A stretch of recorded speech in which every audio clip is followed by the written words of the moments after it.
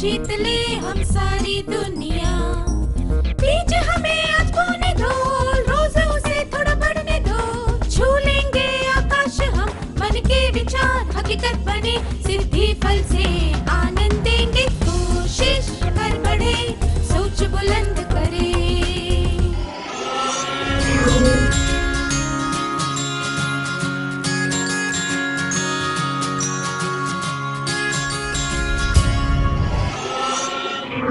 नमस्ते छात्रों, चलिए आज के सत्र की शुरुआत कुछ प्रश्नों से करते हैं। क्या आपने टीवी पर साक्षात्कार यानी कि इंटरव्यू देखे? क्या आप याद करके बता सकते हैं कि उसमें विशेष अतिथि कौन थे? कृपया किसी इंटरव्यू की 2-3 दिलचस्प बातें हमें बताएं।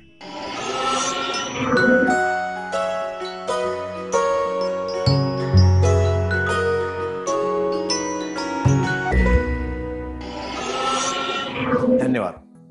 आइए अब एक खेल खेलते हैं। इस खेल के लिए आपको एक गोला बनाकर खड़े होना है। मैं बीच में खड़ा होकर ताली बजाऊंगा।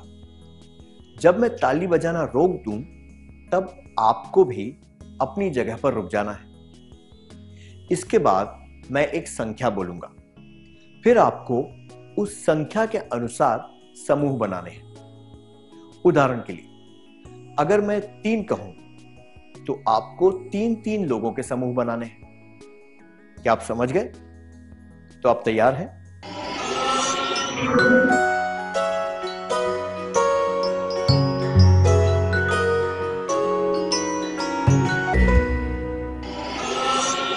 आप सबने बहुत अच्छी तरह खेला, धन्यवाद। अब 7 सदस्यों वाले समूह को एक इंटरव्यू करना है। आप में से एक विद्यार्थी अतिथि बनेगा और बाकी के विद्यार्थी उसे प्रश्न पूछेंगे। प्रश्न पूछते समय आपको क्रमशः इन शब्दों का प्रयोग करना है: क्या, कैसे, कहां, क्यों, किसे। याद रहे, जिस विद्यार्थी को जो शब्द दिया गया है वो उसी शब्द का प्रयोग करके प्रश्न पूछेगा। शुरुआत में कोई भी एक व्यक्ति आगे आकर अतिथि का परिचय दे सकता है और अंत में उचित तरीके से इंटरव्यू को समाप्त कर सकता है। इस क्रियाकलाप को शुरू करने से पहले क्या हम एक इंटरव्यू का नमूना देख लें? प्यारे दर्शकों, सुप्रभात। हमारी आज की अतिथि है कक्षा 8 की विद्यार्थी मल्लिका। मल्लिका को जिला स्तरीय प्रतियोगिता में गायन के लिए पुरस्कार मिला है। आपका स्वागत है मल्लिका। धन्यवाद। सुप्रभात। आपने गायन क्यों चुना? जब मैं छोटी थी तब मेरे माता पिता को लगा कि मुझे गायन में बहुत रुचि है। आपने गायन सीखना कब शुरू किया? जब मैं 4 साल की थी। आपको गायन कौन सिखाता है? मेरी माँ संगीत की शिक्षिका है, मैं उनसे ही सीखती हूँ। आप किस तरह के गाने गा सकती हैं? शास्त्रीय और फिल्मी गीत दोनों। आपने हाल ही में जिस प्रतियोगिता में भाग लिया था, उसमें कितने प्रतिभागी थे? 30 से भी ज्यादा। प्रतिभागी कहाँ से आए थे? वे अलग अलग जिलों से आए थे। आपको इस प्रतियोगिता में भाग लेने का मौका कैसे मिला?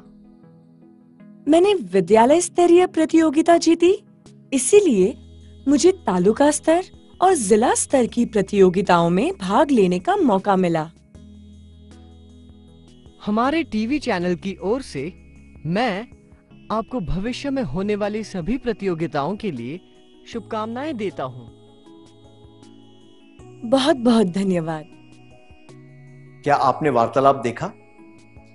इसी तरह आपको भी प्रश्न पूछते हुए इंटरव्यू लेना है, जैसे कि क्या, कब, कहां, क्यों, कैसे इत्यादि। अब आपको स्क्रीन पर विशेष अतिथियों की एक सूची दिखाई जाएगी। आप इनमें से कोई भी एक नाम चुन सकते हैं। क्या हम क्रियाकलाप शुरू करें? विशेष अतिथि: एक लड़का जिसने कराटे में ब्लैक बेल्ट जीता है, जिला स्तर का एक भारोत्तोलन चैंपियन, एक व्यक्ति जिसने सबसे ज्यादा रक्तदान शिविर आयोजित किए हैं, एक कलाकार जिसने कांच की बोतलों के अंदर चित्र बनाए हैं।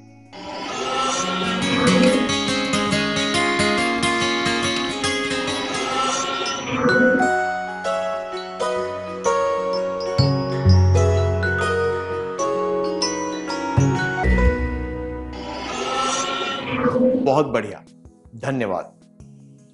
कुछ छात्रों ने उस कलाकार का इंटरव्यू लिया जो कांच की बोतलों के अंदर चित्र बनाकर प्रसिद्ध हुआ। क्या हम देखें कि इंटरव्यू के दौरान उसे कैसे प्रश्न पूछे गए? आपने ये कला किससे सीखी? आपने ये चित्र बनाना कब शुरू किया? आपने इस कला को क्यों चुना? आपको ये किसने सिखाया? इसके लिए आप किस तरह की सामग्री काम में लेते हैं? एक बोतल को रंगने में कितना समय लगता है? हमने देखा कि इंटरव्यू में बहुत से प्रश्नवाचक शब्द प्रयोग किए गए थे। इससे हम उस कलाकार और उसकी कला के बारे में अलग अलग पहलुओं से जान पाए। प्रश्नवाचक शब्दों के प्रयोग से जानकारी लेने को पत्रकार पद्धति कहा जाता है। इस पद्धति का प्रयोग हम समस्याओं को हल करने के लिए भी कर सकते हैं। जब हम क्या, कब, कहां इत्यादि प्रश्न पूछते हैं तो हम उस समस्या को अलग अलग पहलुओं से देखकर उसे हल करने के तरीके ढूंढ पाते हैं। उदाहरण के लिए, आपको विज्ञान का एक पाठ पढ़ने में परेशानी हो रही है। आइए देखते हैं कि इस समस्या को हल करने में हम पत्रकार पद्धति का प्रयोग कैसे कर सकते हैं। ये पाठ इतना कठिन क्यों है? इसे अच्छी तरह पढ़ने के लिए मैं क्या कर सकता हूं? मैं इसे पढ़ना कब खत्म कर सकता हूं? मुझे ये किसके साथ पढ़ना चाहिए ताकि मुझे पढ़ने में आसानी हो? इसे अच्छी तरह पढ़ने के लिए मुझे कहां बैठना चाहिए? ऐसे प्रश्न पूछकर उनके उत्तर देने से हम ये समझ सकते हैं कि इस पाठ को पढ़ने में कौन सी समस्या है ना? पत्रकार पद्धति प्रयोग से प्रश्न पूछकर किसी भी समस्या के अलग अलग पहलुओं को समझा जा सकता है। मैं दोहराता हूं, पत्रकार पद्धति प्रयोग से प्रश्न पूछकर किसी भी समस्या के अलग अलग पहलुओं को समझा जा सकता है। किसी समस्या का विश्लेषण करने से उसके हल ढूंढने में भी मदद मिलती है। अब एक और क्रियाकलाप करेंगे। आपको स्क्रीन पर कुछ चित्र दिखाए जाएंगे। क्या आप इन्हें पहचान सकते हैं?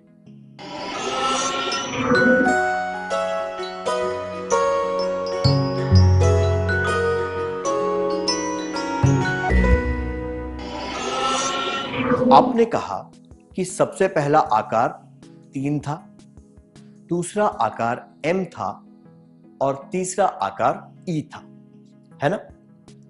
वास्तव में देखें तो यहां अलग अलग तरह से W दिखाया गया है। जिस तरह W आपको 3 या M या फिर E जैसा दिखा, उसी तरह हमारी समस्याएं भी अलग अलग पहलुओं से देखने पर हल करने में मुश्किल या आसान दिख सकती हैं। किसी भी समस्या का हल तभी ढूंढा जा सकता है जब हम उस समस्या के सारे पहलू देखें। हमने सीखा कि पत्रकार पद्धति से हम समस्या के सारे पहलू देखकर उसके हल ढूंढ पाते हैं। आइए एक क्रियाकलाप के द्वारा इस पद्धति को प्रयोग करने के तरीके देखते हैं। क्या आपने कभी आईने के सामने खड़े होकर खुद से बातें की हैं? इस क्रियाकलाप में हम उसी अनुभव की नकल करेंगे। इसके लिए आपको जोड़े बनाने हैं। आप में से एक व्यक्ति वो है जो आईने के सामने खड़ा है और दूसरा व्यक्ति आईने में दिखने वाला प्रतिबिंब बनेगा। इसके बाद आपको स्क्रीन पर दिखाई गई समस्याओं में से एक समस्या को चुनना है। आईने के सामने खड़े व्यक्ति को पत्रकार पद्धति का प्रयोग करके समस्या से संबंधित प्रश्न पूछने हैं। प्रतिबिंब की भूमिका निभाने वाले व्यक्ति को उन प्रश्नों के उत्तर देने हैं। इस प्रश्न उत्तर की प्रक्रिया से उस समस्या का एक हल ढूंढना है। ठीक है? उदाहरण के लिए सोचिए कि सुबह देर से उठना एक समस्या है। क्या हम देखें कि एक व्यक्ति और उसके प्रतिबिंब के बीच होने वाले प्रश्न उत्तर कैसे हो सकते हैं? मैं सुबह क्यों नहीं उठ पाता हूं? रात को देर से सोने की वजह से। रात को देर से सोने का कारण क्या है? देर तक टीवी देखना। मुझे कब सोना चाहिए? रात को 10 बजे तक। सुबह जल्दी उठने के लिए मुझे क्या करना चाहिए? ऐसी जगह सोना चाहिए जहां ज्यादा ठंड ना हो। मैं सुबह जल्दी कैसे उठ सकता हूं? किसी से कहो जो तुम्हें सुबह उठा सके। मुझे सुबह कौन उठा सकता है? माँ या पापा? आपने इससे क्या सीखा? हम ये समझ सकते हैं कि रात को देर तक टीवी देखने के बाद सोना देर से उठने की वजह है। इसे हल करने के लिए रात को 10 बजे सो जाना चाहिए। हमने ये भी सीखा कि इसे हल करने के लिए माता पिता की मदद ली जा सकती है। दूसरे शब्दों में हम समस्या को हल करने के तरीके ढूंढ पाए। क्या अब आप जोड़े बनाकर बैठ सकते हैं? आपको एक समस्या चुननी है और प्रश्न पूछकर उसे हल करने के तरीके ढूंढने हैं। समस्या वाली परिस्थितियां। समूह के सामने बोलने में डर लगता है। उच्च शिक्षा व्यवसाय चुनने के बारे में निर्णय लेना। एक साइकिल खरीदना।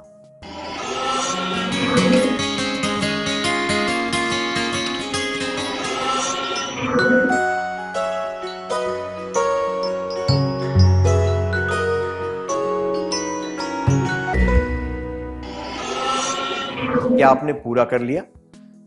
क्या आप में से कोई भी एक जोड़ा आगे आकर पूरी कक्षा के सामने पहली परिस्थिति का अभिनय करके दिखा सकता है?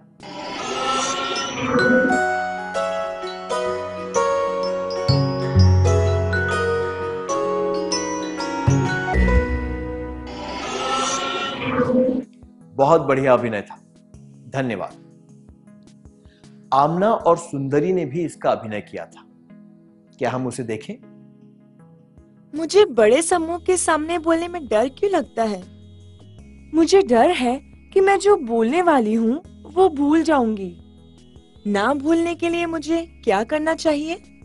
मैं नोटबुक में उसे संक्षिप्त में लिख सकती हूँ और पहले से अच्छी तरह अभ्यास कर सकती हूँ। कब? कम से कम 1 सप्ताह पहले। कहाँ? घर पर, स्कूल में, देखा जाए तो कहीं भी। मेरी मदद कौन कर सकता है? दोस्त, रिश्तेदार, जो भी मदद करने को तैयार हो। मुझे किस तरह अभ्यास करना चाहिए? अकेले में या फिर दूसरों के सामने बोलकर? हमने देखा कि समस्या से संबंधित उचित प्रश्न पूछने से हम इस समस्या से निपटने के तरीके ढूंढ पाए। हमने इससे क्या सीखा? हमारे आत्म विकास के रास्ते में कई समस्याएं होती हैं। जब हम प्रश्न पूछते हैं तो हमें उन समस्याओं के सारे पहलुओं को समझते हुए उसे हल करने का तरीका मिलता है। पत्रकार पद्धति के फायदे। आत्म विकास को रोकने वाली समस्याओं को हल करने में मदद मिलती है। आइए अब इस परिस्थिति का अभिनय करते हैं। उच्च शिक्षा, व्यवसाय चुनने के बारे में निर्णय लेना।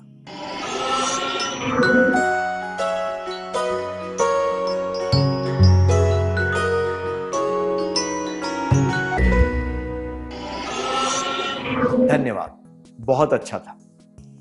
क्या अब हम देखें कि कक्षा 10 की छात्राओं कविता और विमला ने ये क्रियाकलाप कैसे किया? भविष्य में मुझे कहाँ काम करना चाहिए?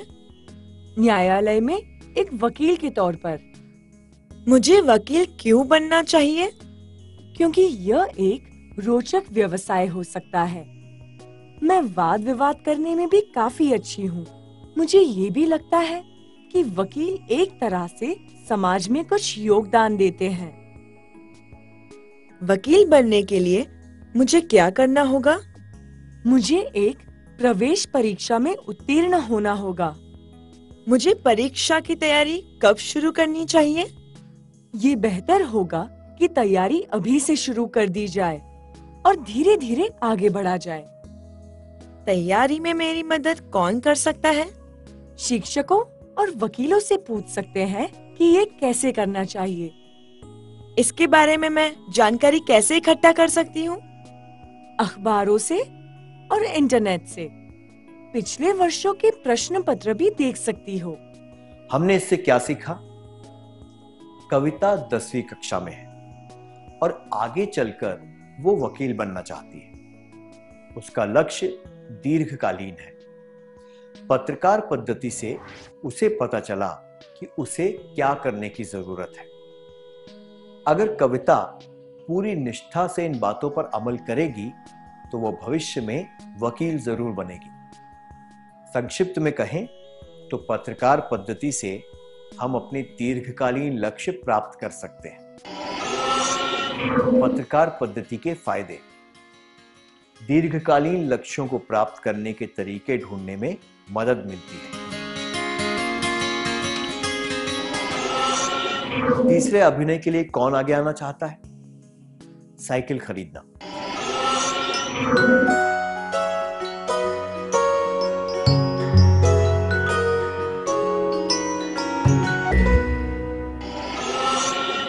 बहुत बढ़िया था। आप सबको धन्यवाद। आइए अब देखते हैं कि वसुधा और सलमा ने यह क्रियाकलाप कैसे किया। मुझे क्या खरीदना चाहिए? मुझे एक साइकिल खरीदनी चाहिए। क्यों? ताकि मैं स्कूल और दूसरी जगहों पर आसानी से जा सकूं। मैं साइकिल कहाँ से खरीद सकती हूँ? एक दुकान से खरीद सकती हूँ जो मेरे पापा को पता है। मुझे साइकिल कब खरीदनी चाहिए? 1 महीने के अंदर। मुझे इसके लिए पैसे कैसे मिलेंगे? मेरी बचत से कुछ पैसे मिलेंगे। बाकी के पैसे मैं अपने माता पिता से ले सकती हूँ। मुझे कौन सी कंपनी की साइकिल खरीदनी चाहिए? एटलस, हर्क्यूलिस, BSA या हीरो? यह चुनने में मेरी मदद कौन कर सकता है? दोस्त और रिश्तेदार जिन्होंने इन कंपनियों की साइकिल चलाई है। साइकिल को मैं घर में कहाँ रखूंगी? गेट के पास, पेड़ के नीचे।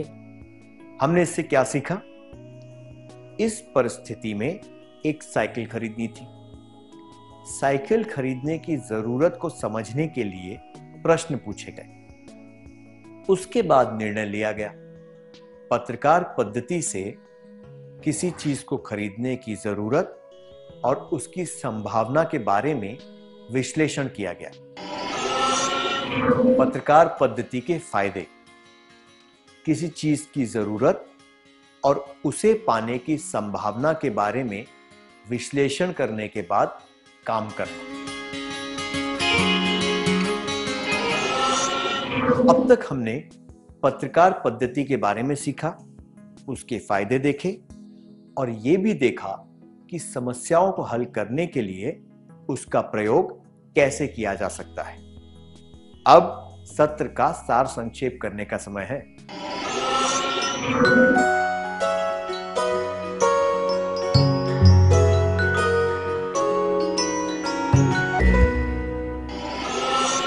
पत्रकार पद्धति प्रयोग से प्रश्न पूछकर किसी भी समस्या के अलग अलग पहलुओं को समझा जा सकता है।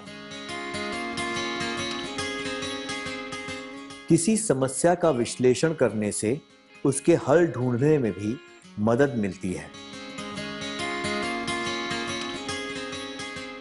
पत्रकार पद्धति के फायदे: 1. आत्म विकास को रोकने वाली समस्याओं को हल करने में मदद मिलती है। 2. दीर्घकालीन लक्ष्यों को प्राप्त करने के तरीके ढूंढने में मदद मिलती है। 3. किसी चीज की जरूरत और उसे पाने की संभावना के बारे में विश्लेषण करने के बाद काम करना। इतनी अच्छी तरह सार संक्षेप करने के लिए धन्यवाद।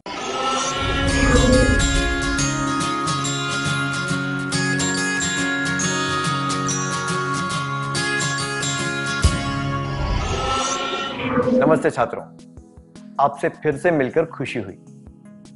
पिछले 2 सत्रों में हमने सीखा था कि तो क्या पद्धति से समस्या के परिणामों को समझा जा सकता है, क्यों पद्धति से समस्या का विश्लेषण किया जा सकता है और इसके लिए क्या करना चाहिए पद्धति से व पत्रकार पद्धति से हल ढूंढा जा सकता है। क्या अब हम ब्रेनस्टॉर्मिंग पद्धति के बारे में जानें? इस परिस्थिति को देखिए। स्कूल स्तरीय नाटक प्रतियोगिता में विपुल, अखिल, माला, इमरान और कला को एक नाटक प्रस्तुत करना है। अब वे चर्चा कर रहे हैं कि क्या करना चाहिए। ये उनकी चर्चा का एक भाग है। हमारा विषय क्या होना चाहिए? प्रदूषण की रोकथाम। इस नाटक में व्यंग्य होना चाहिए। नाटक बच्चों के लिए होना चाहिए। प्रदूषण कम करने के बारे में एक व्यंग्य वाला नाटक। सही कहा, ये बहुत रोचक होगा। क्या आपने किसी बात पर ध्यान दिया? नाटक के विषय के बारे में कई जवाब सामने आए। जब प्रश्नवाचक शब्दों से शुरुआत की जाती है तो अचानक ही बहुत से सुझाव और विचार सामने आते हैं। अंत में सबसे उत्तम विचार को चुना जाता है। ब्रेनस्टॉर्मिंग पद्धति में बहुत से विचारों और सुझावों को एकत्र करके उनमें से सबसे अच्छा सुझाव चुना जाता है।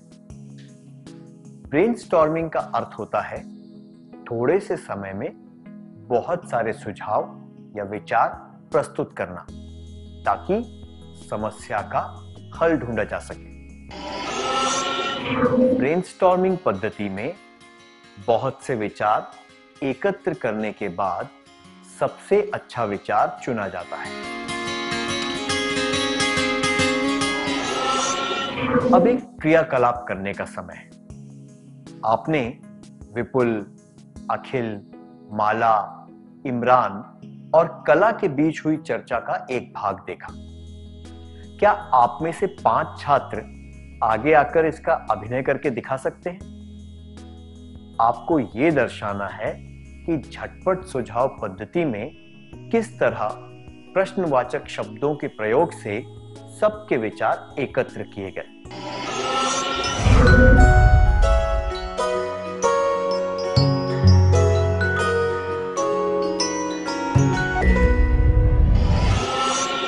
आप सबका धन्यवाद। हमने समझा कि ब्रेनस्टॉर्मिंग पद्धति का क्या अर्थ होता है। आइए अब एक क्रियाकलाप के द्वारा इसके प्रयोग देखते हैं। आपको स्क्रीन पर कुछ परिस्थितियों की सूची दिखेगी। आपको 5-5 लोगों के समूह बनाने हैं और एक परिस्थिति को चुनना है। फिर आपको ब्रेनस्टॉर्मिंग पद्धति का प्रयोग करते हुए चर्चा करनी है और सबसे अच्छा सुझाव चुनना है। बाद में किसी एक समूह को आगे आकर कक्षा के सामने अपने सुझाव बताने हैं और यह भी बताना है कि कौन सा सुझाव चुना गया। क्या हम शुरू करें? परिस्थितियां: स्कूल के पिकनिक के लिए सही जगह चुनना, स्कूल में शिक्षक दिवस मनाना, घर बदलना, बाल दिवस आयोजित करना।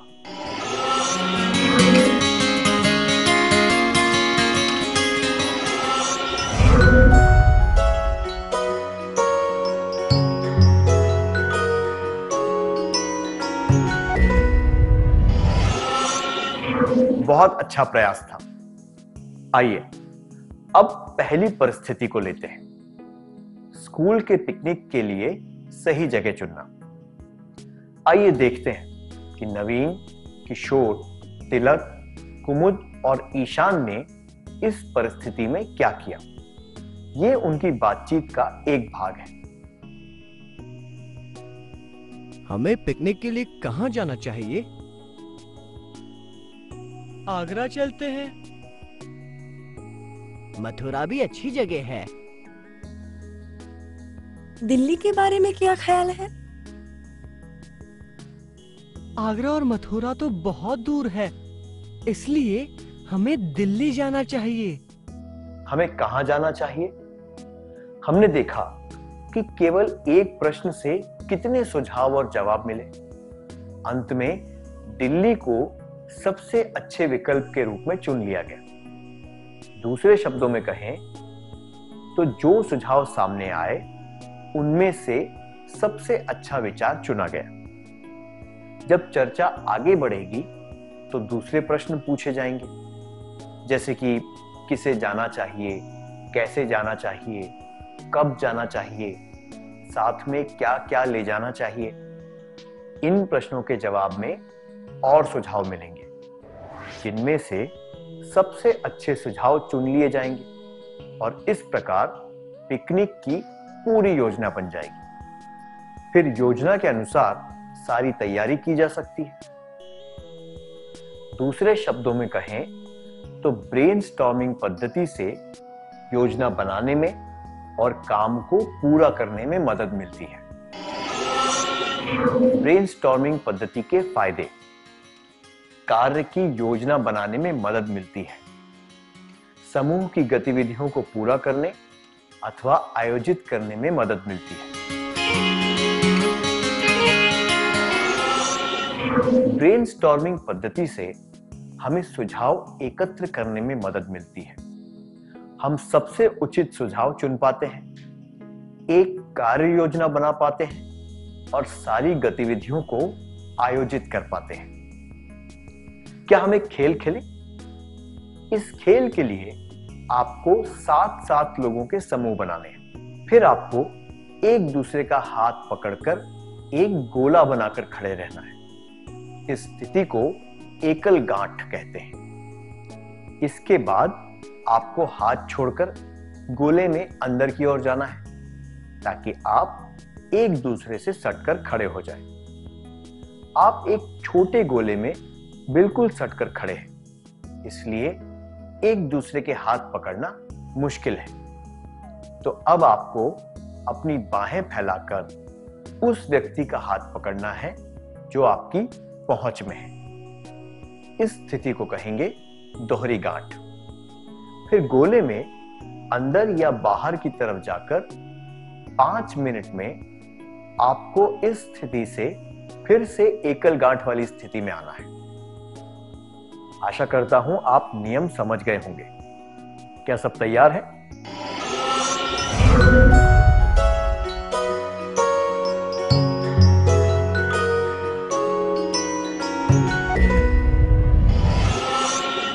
दोहरी गांठ से एकल गांठ वाली स्थिति में आप कैसे आए? स्थिति बदलते समय आपको कैसा लगा? क्या आप में से कोई एक विद्यार्थी आगे आकर इसके बारे में सबको बता सकता है?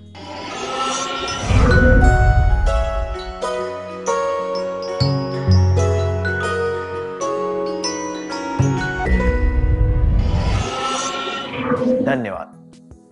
दोहरी गांठ से एकल गांठ वाली स्थिति में आने के लिए आपने अपने हाथ खींचे, आप आगे पीछे हुए, गोले के अंदर आए, उससे बाहर गए। गांठ की वजह से सबको परेशानी हुई। कभी आपको ऐसा लगा कि आप एकल गांठ वाली स्थिति में आ गए हैं पर वास्तव में ऐसा नहीं था। इस वजह से सब और परेशान हो गए। सब एक दूसरे से टकराने लगे, एक दूसरे को खींचने या धकेलने लगे। जब समय खत्म होने वाला था तब स्थिति और भी गंभीर हो गई। आप चिंतित होने लगे। फिर भी इसमें बहुत मजा आया, है ना? जिस तरह से इस खेल में समस्याएं आईं, वैसे ही हमारे जीवन में भी समस्याएं आती हैं, पर उन समस्याओं के बारे में सोचकर हमें मजा नहीं आता। तो हम जीवन की समस्याओं को कैसे संभाल सकते हैं? इस सत्र में हम इस बारे में और जानेंगे। आइए पहले कुछ समस्या वाली परिस्थितियों को देखते हैं। आप एक परीक्षा दे रहे हैं। परीक्षक ने आपको प्रश्न पत्र दिया। आप क्रम के अनुसार प्रश्नों के जवाब देने लगे। कुछ ऐसे प्रश्न हैं जिनके जवाब आपको नहीं आते क्योंकि आपने उनकी तैयारी नहीं की थी। आपने बहुत कोशिश की पर आपको उनके जवाब नहीं आ रहे, इसलिए आपने अपनी उत्तर पुस्तिका जमा कर दी और हताश होकर क्लास से बाहर आ गए। इसके बाद आप क्या करेंगे? एक, शिक्षक को और प्रश्न पत्र को दोष देंगे। दो, इस बात पर अफसोस करेंगे कि आप सारे जवाब नहीं लिख पाए। तीन, ये जानने की कोशिश करेंगे कि इस समस्या से कैसे बचा जा सकता है।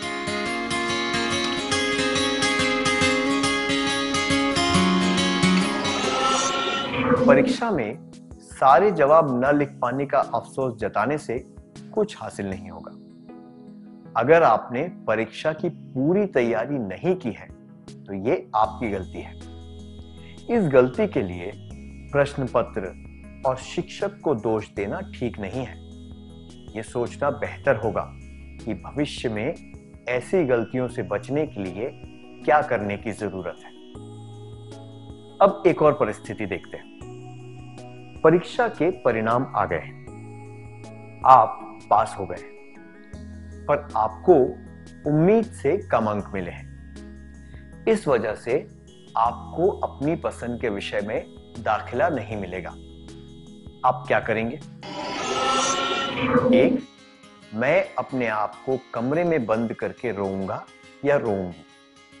दो, मैं सोचूंगी या सोचूंगा कि उत्तर जांचते समय परीक्षक गुस्से में होगा, इसलिए मुझे कम अंक मिले।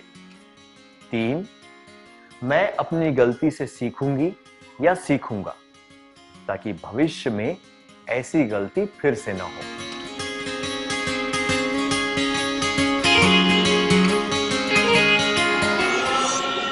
खुद को कमरे में बंद करके रोने से आपके अंक नहीं बढ़ेंगे। ये सोचना भी बेकार है कि उत्तर जांचते समय परीक्षक गुस्से में था। इससे केवल ये पता चलता है कि आप खुद की गलती का दोष दूसरों को देते हैं, जबकि अपनी गलतियों से सीखना सबसे उचित है ताकि आप आगे चलकर इसे ना दोहराएं। इन दो परिस्थितियों से हमने क्या सीखा? एक कहावत है, अब पछताए होत क्या जब चिड़िया चुग गई खेत। ये बात हर परिस्थिति पर लागू होती है। गलतियों से सीखकर उन्हें ना दोहराने में ही अक्लमंदी है। तो कठिन परिस्थितियों में समस्या के बारे में सोचकर शोक मनाने से बेहतर है कि हम अपनी गलतियों से सीखकर आगे के बारे में सोचें। मैं दोहराता हूं, कठिन परिस्थितियों में समस्या के बारे में सोचकर शोक मनाने से बेहतर है कि हम अपनी गलतियों से सीखकर आगे के बारे में सोचें। अब एक क्रियाकलाप का समय है।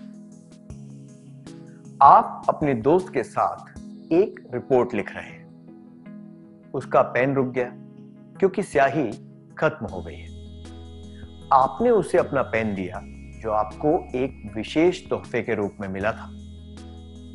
गलती से वो पेन नीचे गिर गया और उसकी निब टूट गई। आप क्या करेंगे? 1.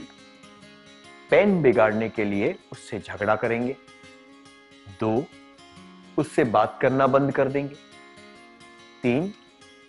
उसे कहेंगे जाने दो, मगर आगे से इस बात का ध्यान रखना। क्या आप दोनों इस दृश्य का अभिनय करके दिखा सकते हैं?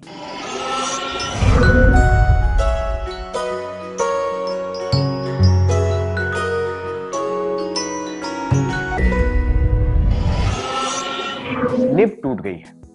इस चीज को ठीक करना नामुमकिन है, पर इस बात का ध्यान रखना संभव है कि भविष्य में यह गलती ना हो।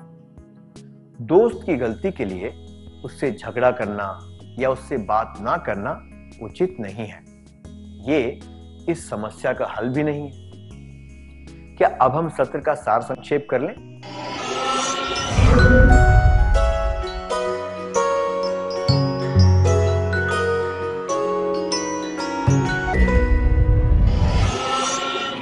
ब्रेनस्टॉर्मिंग पद्धति में बहुत से विचार एकत्र करने के बाद सबसे अच्छा विचार चुना जाता है।